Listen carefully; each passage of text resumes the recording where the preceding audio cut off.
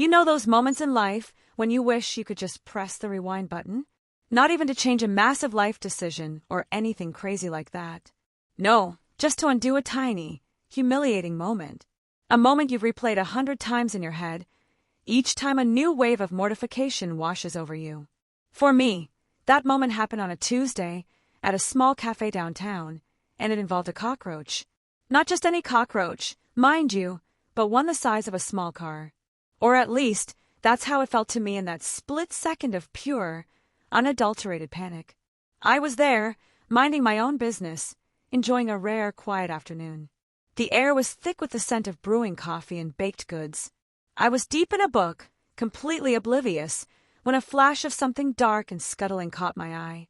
It was on the floor, right by my feet, moving with an unsettling purpose. My heart didn't just skip a beat, it did a full-on theatrical collapse. My breath hitched. My entire body went rigid with an immediate, primal fear. My brain short-circuited. I didn't think. I reacted. And my reaction was to scream. A high-pitched, completely unhinged scream that definitely turned every single head in that cafe. And then I launched myself. Not away, not out of the cafe, but up. And forward. Straight into the arms of the nearest person. The person just happened to be a man sitting at the table next to mine. One moment, I was a normal person, a woman enjoying her book. The next, I was a flailing mess, a human projectile, my arms wrapped around a complete stranger's neck. My mind was screaming, "What are you doing?" But my body was just screaming. I remember his arms instinctively coming up to catch me. I remember the shock on his face, quickly replaced by a strange mix of confusion and a flicker of amusement. My face was pressed into his chest, and I could hear his heartbeat, a steady, calm rhythm against the frantic drumming of my own. For a second, just one single, long second, the world was silent. All I could hear was his breathing and my own ragged gasps. He was the one who finally broke the silence. He didn't push me away. He didn't laugh. Instead, a warm, gentle laugh rumbled through his chest. It was a soft sound, not mocking at all. It was comforting. "Everything okay over there?" he asked, his voice low and kind. He slowly, carefully, helped me to stand back on my own 2 feet. I pulled away, my face a blistering shade of scarlet. I couldn't look him in the eyes. I was a disaster. My hands were shaking. I must have looked like I'd just seen a ghost. And in a way I had. A 6-legged, winged ghost. "I am so sorry," I stammered, my voice barely a whisper. There was a bug." I gestured vaguely toward the floor where the creature had last been, but it was nowhere in sight. My brain felt fuzzy, my words jumbled. My one thought was to disappear into a cloud of smoke. He followed my gaze to the floor and then back to me, a small smile playing on his lips. "Ah, the culprit!" He didn't say it sarcastically. He said it like we were partners in a bizarre crime. He knelt down, peered under the table, and then stood up, shrugging with a casual grace. "Looks like he's gone. Probably off to find another innocent bystander to terrorize." His ease was disarming. He didn't make me feel crazy. He made the whole absurd situation feel normal. We fell into a few moments of awkward small talk, a dance of apologies from me and reassuring smiles from him. I learned his name was Liam. He learned I was deeply, profoundly embarrassed. As we talked, the tension slowly seeped out of my shoulders. The raw shame began to fade, replaced by a strange, new feeling. I found myself looking at him, really looking at him. He had kind eyes that crinkled at the corners when he smiled, and his laugh was genuine and warm. My initial terror had given way to something completely unexpected, a spark of connection. It was insane. I had just launched myself into this man's arms like a panicked koala, and now I was standing here, smiling with him like it was the most normal thing in the world. My mind kept coming back to the same question. Why was he so kind? Why didn't he just laugh and walk away? Why did he stay and talk to me, this complete stranger who had just had a public meltdown? The simple answer, the one that makes the most sense, is that he's just a nice person. But my heart, my mind, they wanted to believe there was more to it. That maybe, just maybe, this embarrassing moment wasn't an ending, but a beginning. Stories like these take hours of writing, editing, and narration to bring to life. If you'd like to support and enjoy more stories, please consider subscribing. It truly helps us continue.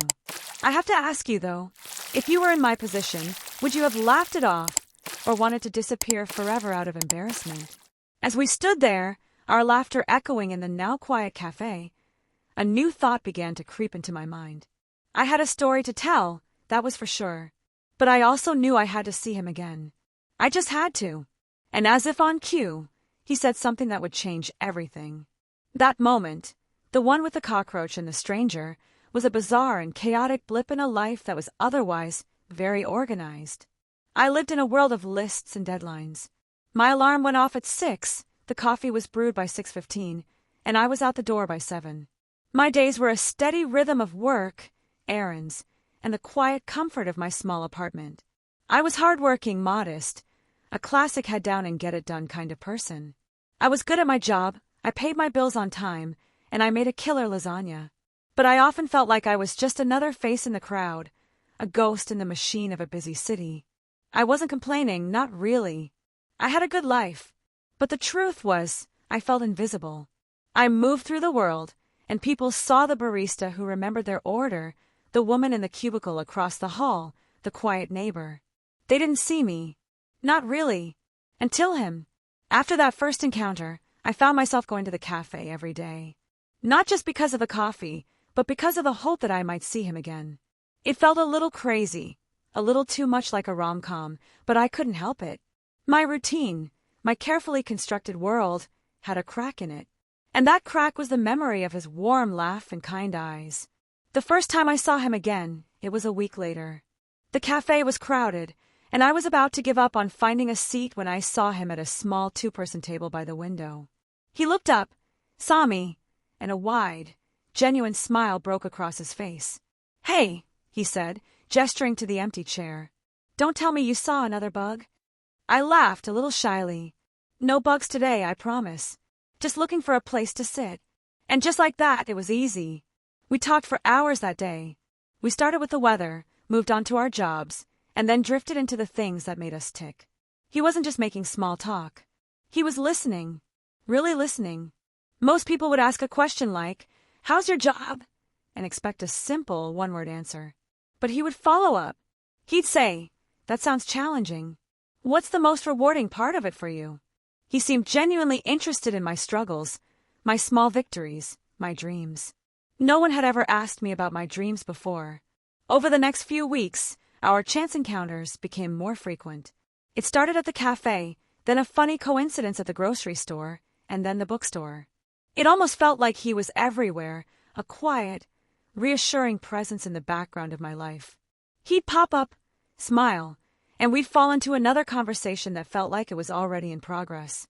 I found myself opening up to him in ways I hadn't to anyone, not even my closest friends. I told him about the frustrating project at work that was keeping me up at night and the dream I had of one day traveling to Italy. He didn't interrupt.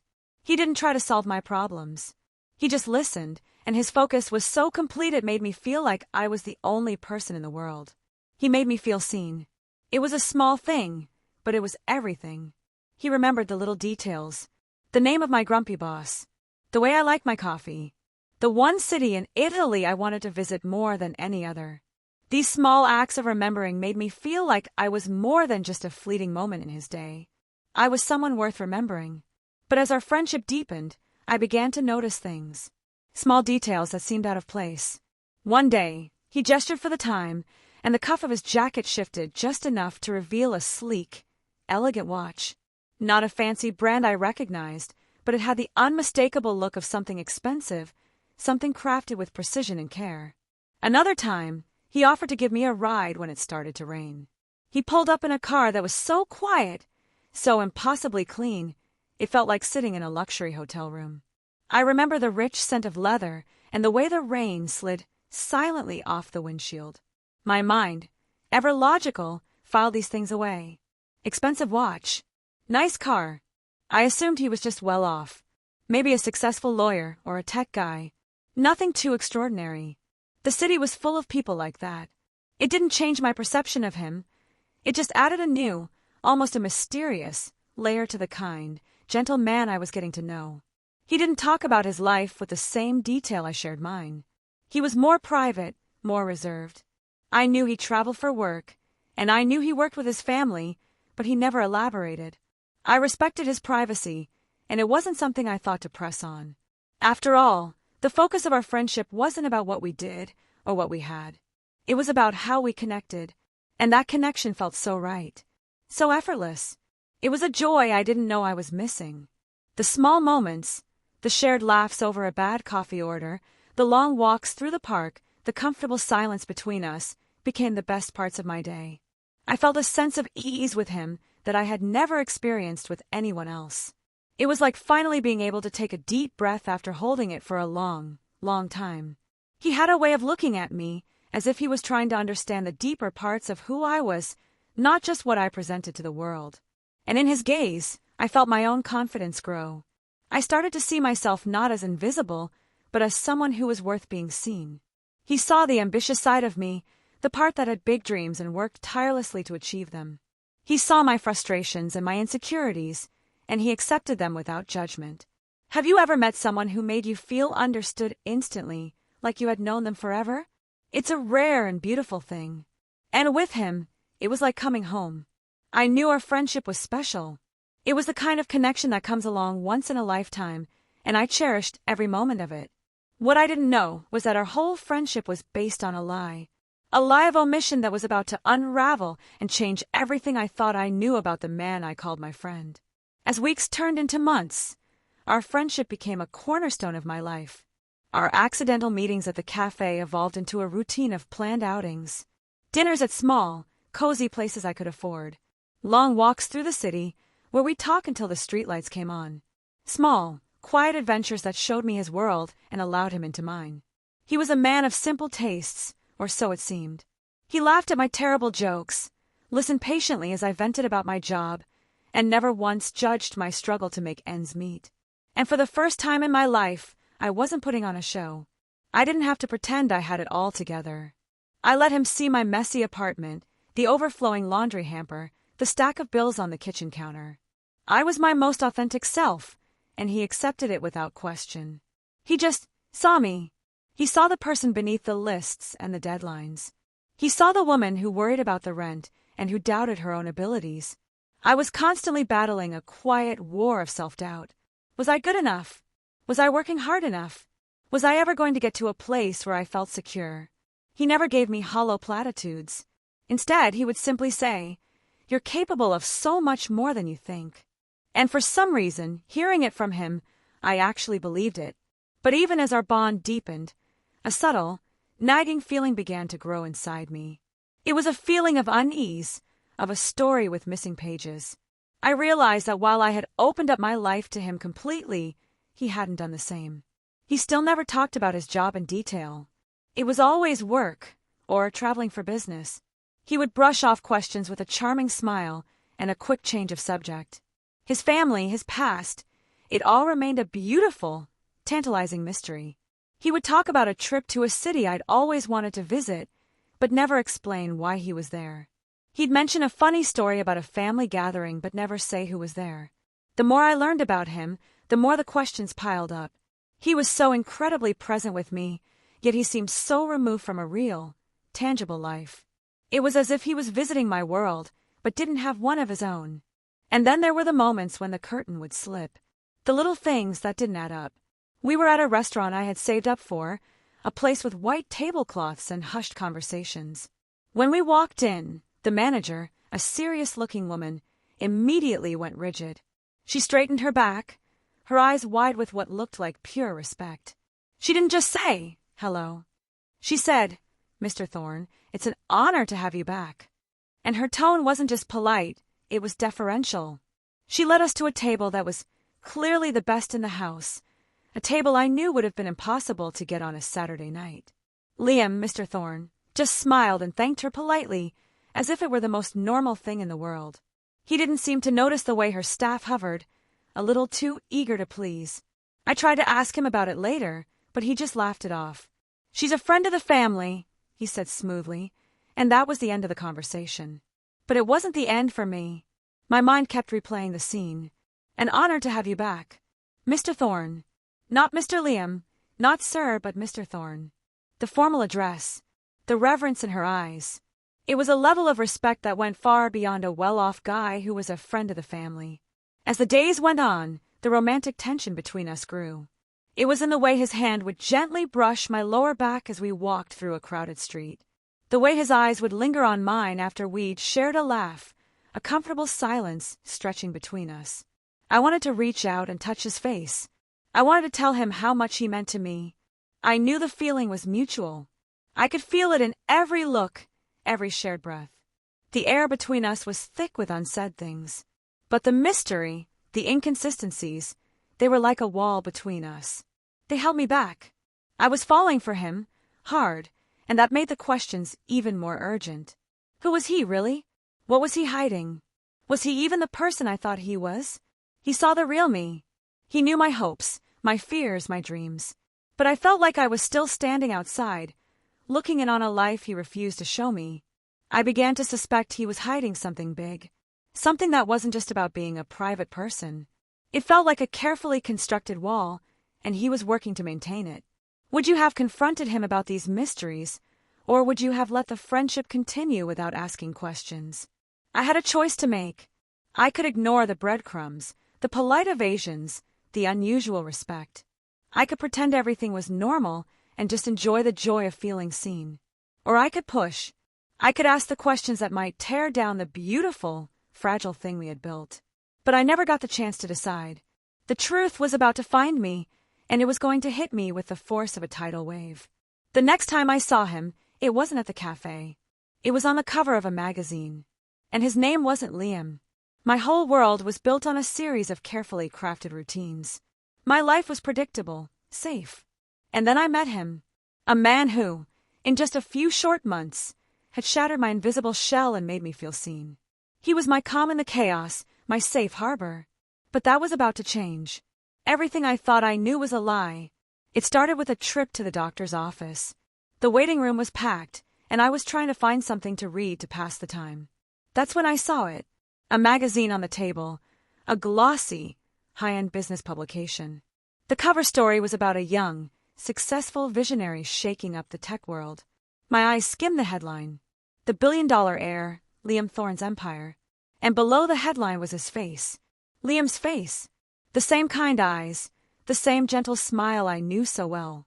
The magazine slipped from my hands, landing with a soft thud on the carpet. My heart hammered against my ribs, a frantic bird in a cage. My mind couldn't process the words. Billion-dollar heir. It was a cruel joke. It had to be. This was the man who had sat across from me in that small cafe, listening to me complain about not being able to afford a new pair of shoes. This was the man who had walked with me in the park, holding my hand. This wasn't a billionaire. It couldn't be. But as I picked up the magazine, my trembling hands turned the pages. I saw pictures of him in sleek boardrooms, on a yacht at a charity gala. I saw articles about his family's company, a global powerhouse I had only heard about in business news. The watch he wore, the car he drove, it all made sense now. It was all so painfully, sickeningly clear. I felt a wave of emotions so powerful they threatened to drown me. Betrayal. Why hadn't he told me? Embarrassment. Every conversation we had, every time I'd complained about money, he must have been laughing inside. Confusion. The man in the magazine was a stranger. He was an executive, a public figure. But the man I knew, the man who made me feel safe, was just Liam. I didn't call him. I couldn't. My mind was a storm of 1,000 questions, and I didn't know which one to ask first. A few hours later, my phone rang. It was him. "Hey," he said, his voice as calm and kind as ever. "I was just thinking about you. What's wrong?" He knew. He could hear it in my silence. I didn't try to hide it. I just blurted it out. "I know who you are. I saw the magazine." The silence on the other end of the line was deafening. It stretched for what felt like an eternity. I could hear his exhale, a deep, weary sound. "Can I see you?" he finally asked. "Please." We met at a small, empty park late that night. The streetlights cast a soft glow on his face, but I couldn't look at him. I was too angry, too hurt. "Why?" I asked, my voice barely a whisper. "Why didn't you tell me?" He didn't make excuses. He just sat there, looking at me with those same kind eyes that had once brought me so much comfort. "I didn't want you to see a bank account," he said, his voice low and full of a sadness I had never heard before. "I wanted you to see a man. Just a man. No titles, no expectations, no demands. Just me. I wanted to see if I could be friends with someone, if someone could like me for me." He explained the loneliness that came with his life. How people were either trying to get something from him or were intimidated by his last name. How every conversation was a transaction. How every friendship came with a price tag. He talked about how my friendship, our easy, genuine connection, was the one thing in his life that felt real. "I was so scared to tell you," he confessed, his voice breaking. "Because I knew the moment I did, everything would change. And I wasn't ready to lose you."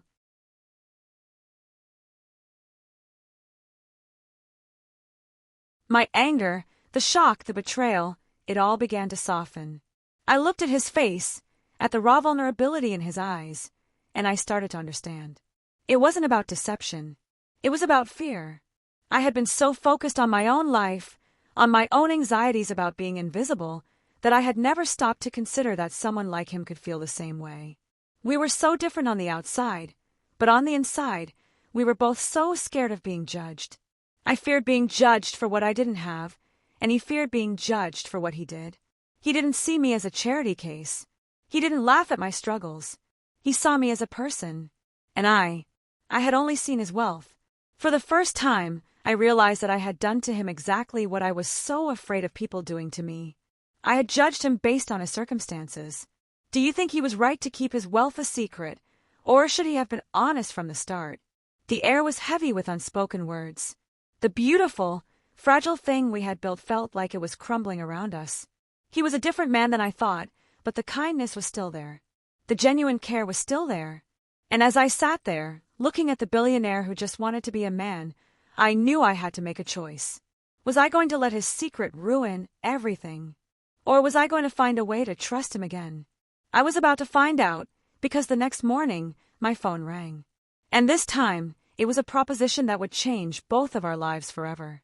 After he revealed his secret, our friendship hung in the balance. But his vulnerability, his honest fear of losing me, broke through my anger. It wasn't an easy conversation. It took hours of talking, of me asking questions and him answering them without a single lie. We decided to try. We decided to see where this could go. And as our relationship blossomed, it became clear that our challenges had only just begun. The outside world was a lot less forgiving than I was. The beginning of our new chapter was a whirlwind. He took me to places I had only ever dreamed of, restaurants with views of the entire city, art galleries on private tours, and concerts where we had front row seats. He treated me with so much care and respect that I could almost forget the vast difference in our lives. It was like living in a beautiful, temporary bubble. But bubbles always pop. And this one popped with a whisper. A look. A polite, but chilling, question.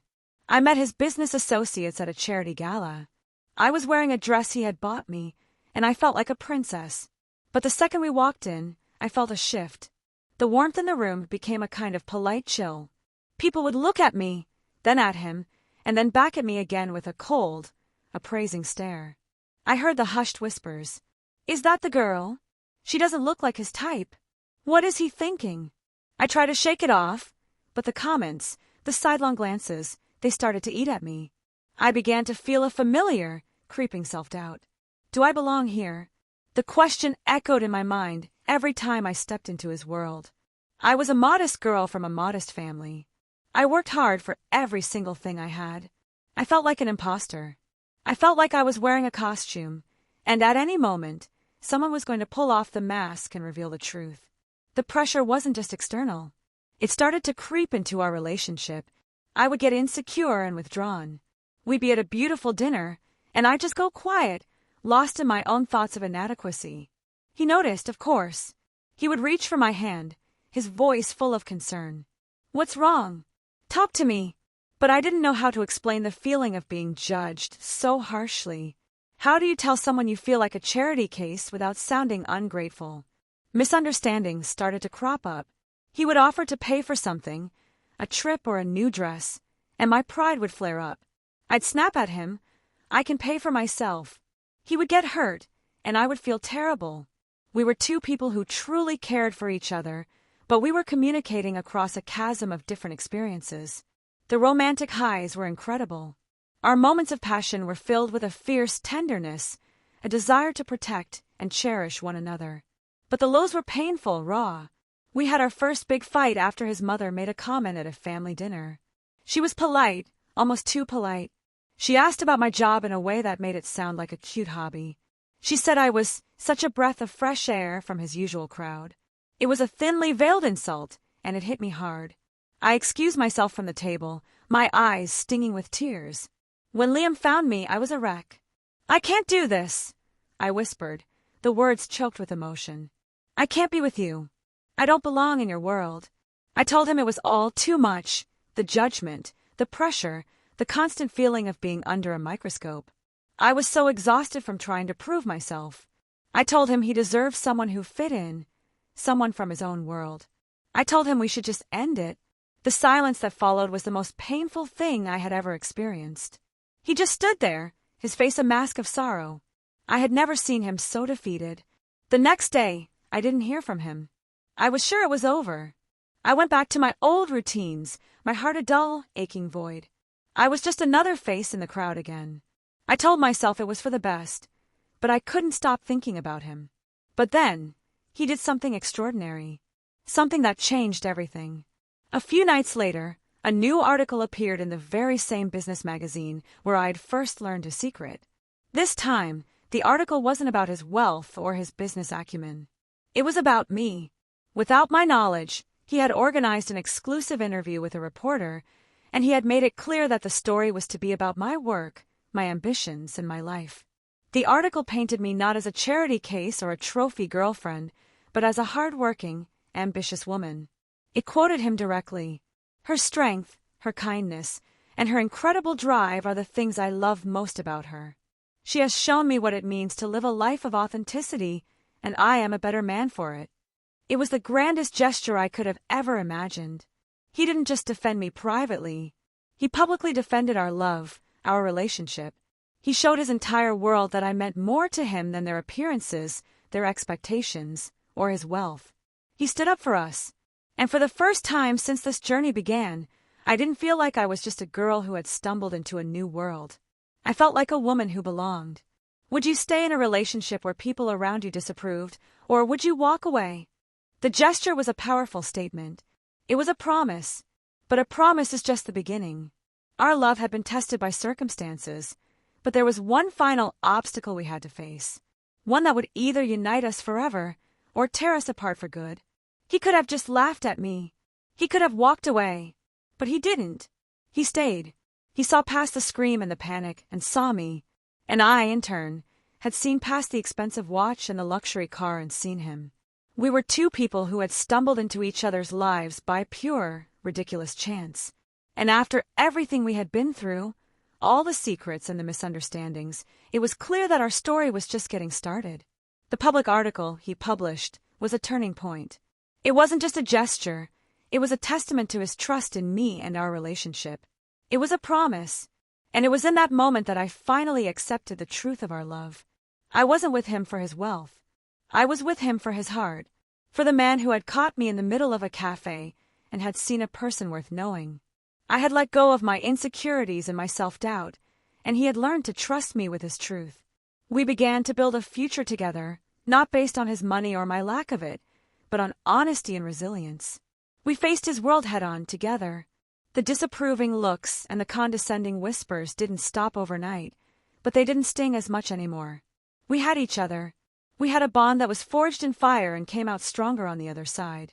Our life together wasn't a fairy tale. We still had our challenges.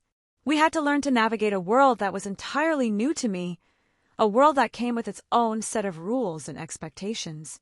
But we did it together. He taught me to be more confident in my own skin, to own my story and my past. I taught him to trust again, to open up, and to let someone see the real him, the man behind the empire. It's funny to think back on it all now. My whole life, I had been so worried about being invisible, about being just another person in a sea of people. I spent so much time with my head down, focusing on my to-do list, that I almost missed the best thing that ever happened to me. I never would have gone to that cafe if I hadn't had a rare free afternoon. I never would have screamed if that cockroach hadn't appeared out of nowhere. And I never would have met the man who would change my life forever. It was a chain of embarrassing, chaotic, and completely unexpected events. True love often begins in the most unexpected, even ridiculous moments. And this was proof. Our story wasn't about a prince saving a pauper. It was about two people, a regular girl with a love for coffee and a billionaire with a fear of loneliness, who found each other when they least expected it. We learned that what matters most isn't wealth or appearances, but authenticity. We learned that a love built on a foundation of truth can withstand any storm. My embarrassment that day was a gift. It was a leap of faith. It was the first step toward love, trust, and a destiny I could have never imagined. What's your takeaway from this story? Do you believe love can start from an accident, or do you think fate always has a plan?